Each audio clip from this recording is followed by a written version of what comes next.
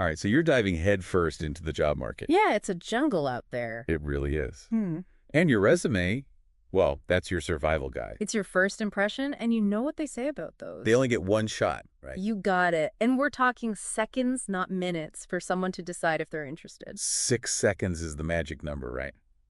6 seconds to make a good impression. Sounds crazy, but it's true. Hiring managers, recruiters, they're swamped with resumes. Drowning in a sea of paper or, digital files. So how do we make sure our resumes are the ones that rise to the top? That's what we're diving into today, and let me tell you, it's not just about listing your skills and experience anymore.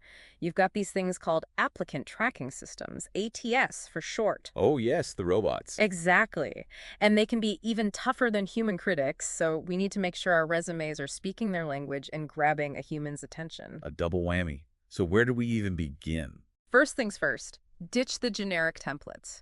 I'm talking about those cookie-cutter resumes that all look the same. They blend into the background noise.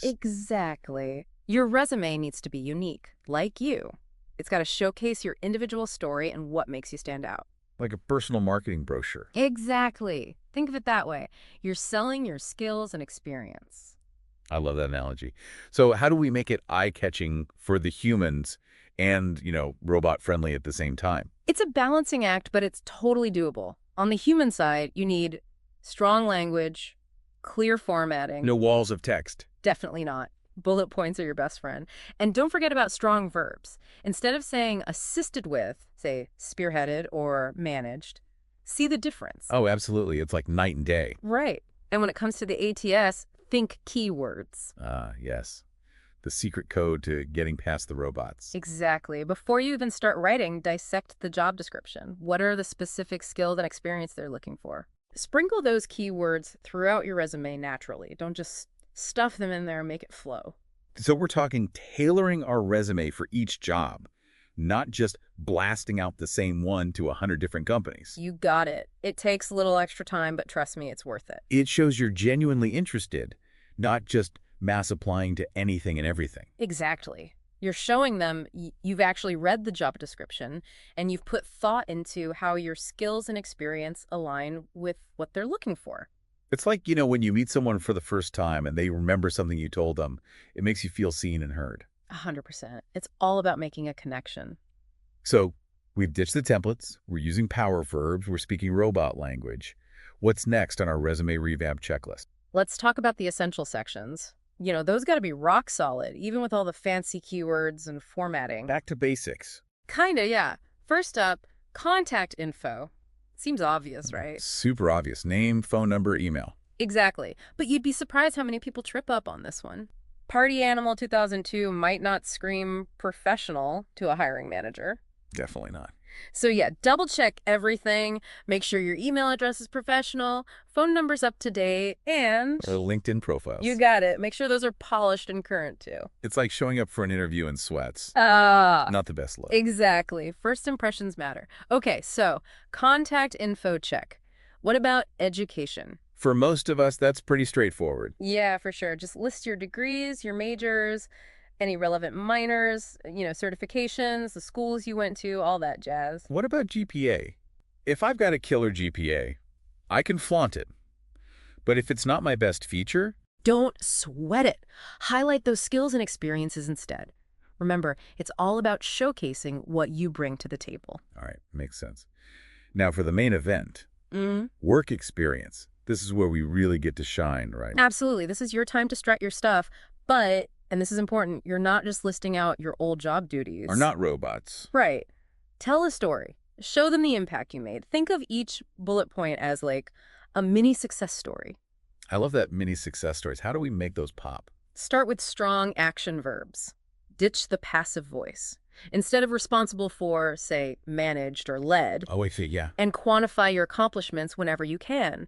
Did you boost sales by a certain percentage? Did you save the company money?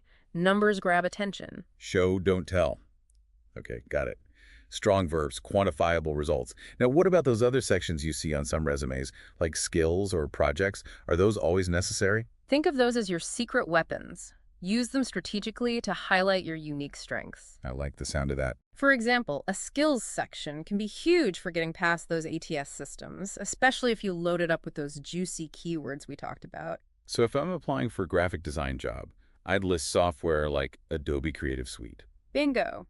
Now, what about projects? When's that section useful? Perfect for highlighting personal projects, volunteer work, anything that shows off your skills and initiative outside of your regular 9 to 5. It's like saying, hey, I don't just work here. I'm passionate about this field. Exactly. It's a way to show off skills that might not be obvious from your work experience alone. Okay, so we've covered the essentials, even some bonus sections. Any advice on structuring all this information? Should it always be chronological, like a timeline? It's the most common, yeah.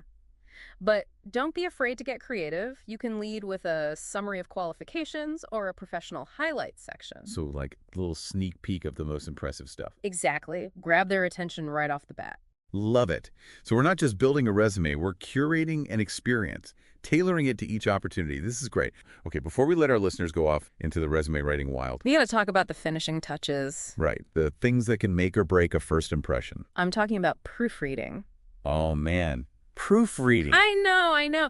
But seriously, you wouldn't believe how many people skip this step. It's like baking a cake and forgetting the frosting. Exactly. You've put in all this work, you've got all the right ingredients, but then typos. Typos are the worst. Yeah. It's like instantly undermines your credibility. 100%. Yeah. So read that resume, then read it again, and then get a fresh pair of eyes on it. Yes. A friend, a mentor, a career counselor. Anyone who can give you honest feedback, trust me, it's worth it. Absolutely. Fresh perspective is key.